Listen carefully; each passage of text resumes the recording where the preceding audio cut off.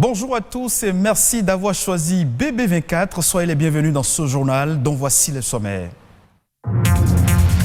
Les entrepreneurs contribuent à l'innovation et à la compétitivité du tissu économique. Ils mettent leur talent dans la croissance et la création d'emplois.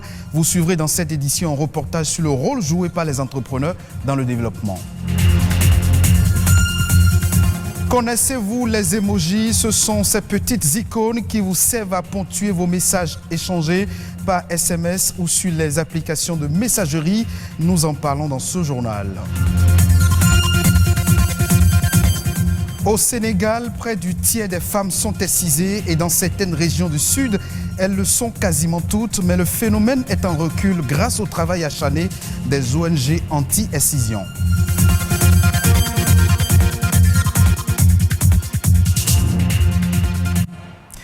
La troisième semaine du mois de novembre est consacrée aux entrepreneurs dans le monde entier. Moment choisi pour valoriser l'entrepreneur et susciter l'esprit d'entrepreneuriat au sein de la population. Au Bénin et à l'instar des autres pays du monde entier, les acteurs se focalisent sur les stratégies à mener pour mieux participer à la croissance économique. Plus de précisions avec Émile Azokota. Plus qu'un métier, l'entrepreneuriat est aujourd'hui une passion. L'esprit d'entreprise est de plus en plus célébré dans de nombreux pays de par le monde, dont le Bénin, au point où une semaine lui est consacrée. Dédiée aux entrepreneurs, cette semaine a été instituée en 2007 et elle est célébrée la troisième semaine de novembre de chaque année. Nous avons converti cette semaine en une semaine de réflexion. Penser à l'avenir de l'entrepreneuriat. Faire le bilan de nos activités, où est-ce que ça marche, où est-ce que ça n'a pas marché, qu'est-ce qu'il faut pour pouvoir aller vers les décideurs du pays, leur faire comprendre que ici, si on nous accompagnait, ça irait mieux. Ici, si on nous accordait tant, ça pourrait aller. Voilà un peu ce que nous avons choisi faire dans cette semaine d'entrepreneuriat. Il s'agit de fêter l'entrepreneur et l'esprit d'entreprendre à l'instar de la danse ou de la musique. Sont concernés les entrepreneurs dont les talents sont mis au service de la société aussi bien dans les secteurs de l'économie que dans les activités technologiques innovantes. En fait, cette semaine, en réfléchissant, c'est une occasion que vous m'avez donnée sur nos conditions et ce qui peut faire qu'on pourra mieux servir le pays, mieux participer à la croissance du pays.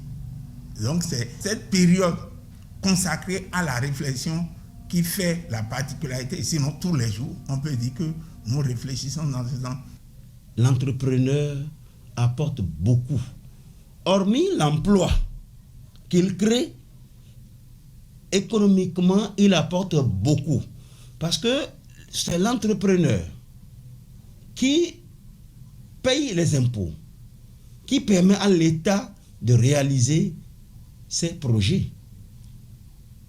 C'est l'entrepreneur qui paye les différentes taxes, toujours qui permet à l'État de faire face aux besoins de la population. La semaine des entrepreneurs est donc un événement qui vient comme pour révéler l'identité entrepreneuriale d'une nation. Ainsi, fêter les entrepreneurs, c'est donner de la valeur à la passion de la création innovatrice sous toutes ses formes. Aujourd'hui, plus personne n'imagine écrire un message sans épicer son test d'un emoji, soit pour lever l'ambiguïté, soit pour ajouter un peu de gaieté à l'échange. Vous le savez sans aucun doute, les emojis ont envahi les écrans de nos smartphones, une façon de communiquer. Rodrigue Bababito nous parle des emojis dans cet élément. Combien d'émojis enregistre-t-on par jour dans le monde ? En tout cas, plus de 5 milliards sont envoyés chaque jour, rien que sur le réseau social Facebook Messenger. C'est à la fin des années 1990 que les emojis sont réellement nés au Japon grâce à l'opérateur téléphonique japonais Shigetaka Kurita. Ce n'est qu'en 2012 que leur utilisation a connu un véritable essor aux 4 coins du globe. Tenez-vous bien, les revenus engendrés par l'utilisation des emojis par an vont jusqu'à 203 millions de dollars, soit environ 117 000 milliards de francs CFA. Actuellement, on en compte plus de 230 qui touchent à toutes sortes de sujets. Le concept d'emoji représente des visages exprimant un sentiment, mais aussi des animaux, des voitures, des drapeaux et bien d'autres.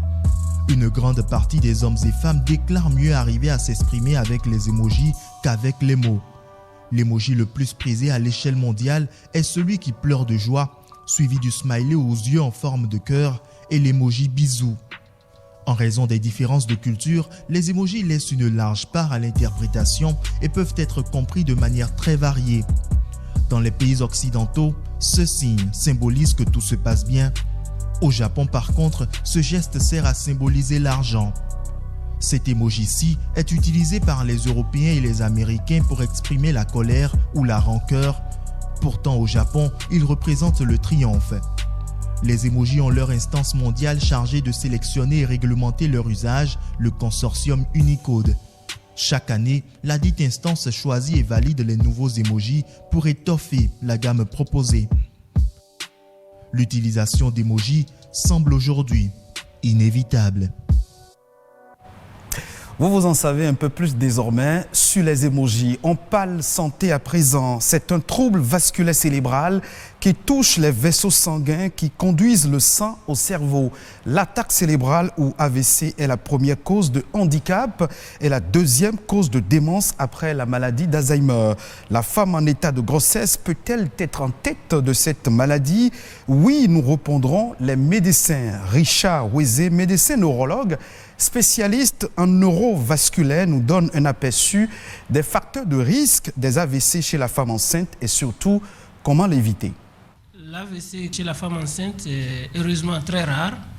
C'est une pathologie qui, même quand c'est rare, est liée à certains facteurs de risque. La grossesse elle-même étant déjà un facteur, le premier facteur, du fait de la modification physiologique de la femme, où son battement de cœur s'élève, le volume sanguin est élevé et il y a la modification de ces vaisseaux sanguins. Il y a d'autres facteurs qui sont liés, qui sont propres à la grossesse qu'elle porte, tels que l'hypertension gravidique, la prééclampsie. La prééclampsie, c'est défini, c'est lorsqu'une femme a une tension artérielle et dans ses urines, on trouve qu'il y a de la protéine.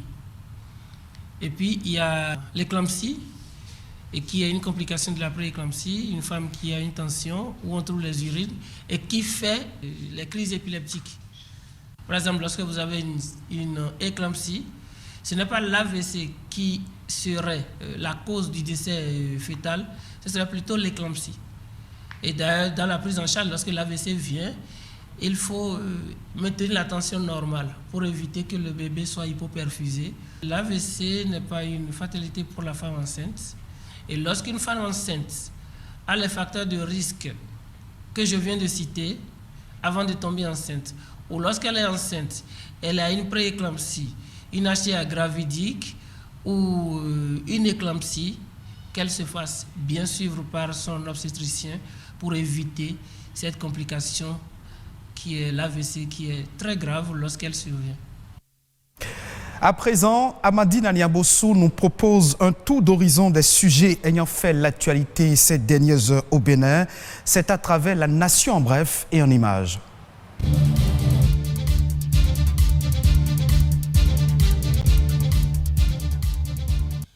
Le paiement de la pension dès l'admission des agents à la retraite est désormais une réalité. Le Conseil des ministres de ce mercredi 25 novembre invite les ministres impliqués à veiller au suivi de cette réforme. À la date du 2 novembre 2020, tous les dossiers concernés ont été effectivement traités. 1411 agents sont concernés, dont 686 affiliés au régime du Fonds national des retraites du Bénin et 725 relèvent de la Caisse nationale de sécurité sociale. 109 livrets n'ont pas été confectionnés à cause de la situation administrative des agents. Certains sont soit décédés, d'autres ont abandonné leur poste ou sont en détention préventive. Du côté de la CNSS, le processus est également avancé et les dispositions sont sont prises afin que les 725 agents relevant de cette structure soient satisfaits au plus vite. Pour perpétuer cette bonne pratique, désormais en cours au Bénin, les carnets de pension de 193 agents qui seront admis à la retraite d'ici le 1er janvier 2021 sont en cours d'édition. Le ministère des Infrastructures et des Transports aura un peu plus de moyens en 2021 par rapport à 2020. C'est du moins ce qu'il faut retenir du passage du ministre Hervé Khekhoumé devant la commission budgétaire de l'Assemblée nationale. Le projet de budget de ce département ministériel s'élève à environ 107 milliards de francs CFA, un budget en accroissement de 17% par rapport à celui de 2020. L'essentiel de ce budget est consacré aux investissements qui seront réalisés au cours de l'année 2021. En termes de grands projets, il y aura le projet de l'autoroute Semek-Bodji-Porto Novo, la construction des quais nord du port autonome de Cotonou et les travaux de modernisation de l'aéroport de Cotonou, sans oublier le projet de construction de l'aéroport de Lutte contre les violences faites aux femmes, une exposition de chaussures rouges pour toucher les cœurs. Médecins du Monde suisse a choisi ce symbole pour sensibiliser au mal et soutenir les victimes à l'occasion de la journée mondiale pour l'élimination des violences faites aux femmes. Des hommages ont été rendus à travers des messages, poèmes, témoignages inscrits sur de petits papiers blancs et laissés dans les chaussures en l'honneur de la sœur de l'artiste Elina Chauvet, assassinée sous les coups de son mari, ainsi que de nombreuses victimes silencieuses dans le monde. Selon les organisateurs, la chaussure permet à la femme d'avancer mais aussi de laisser ses empreintes. Chaque paire de chaussures raconte une histoire, révèle une personnalité. Chaque paire de chaussures exprime une des multiples facettes d'une femme.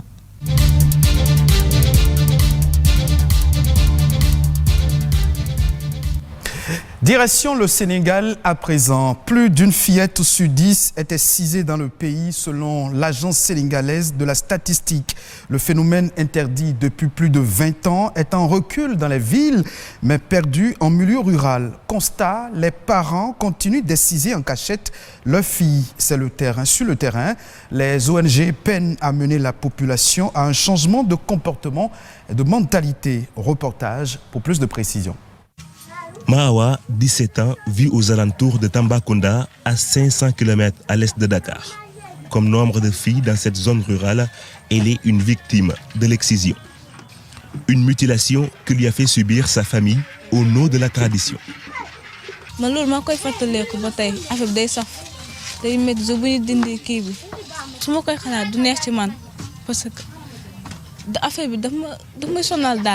Surtout si je suis à l'école, si je suis à l'école, je vais faire cours. Si je suis professeur, je vais faire. À Tambacounda, des voix s'élèvent contre la pratique. Cet après-midi, des éducateurs sociaux vont à la rencontre des populations. Au menu de la discussion, les séquelles de l'excision. Leurs arguments peinent à convaincre. La plupart de ces filles qui ont des règles douloureuses, elles sont à 100%, elles sont excisées. Donc moi je lis ça, n'est-ce pas, aux effets de l'excision, alors qu'elle soutient le contraire. Affaire du héros de Saïd, il y a un problème. Quoi programme raffiquel te pala ni di kadi programme majino taba et programme mujimudo. Des efforts qui peinent à porter leurs fruits au Sénégal.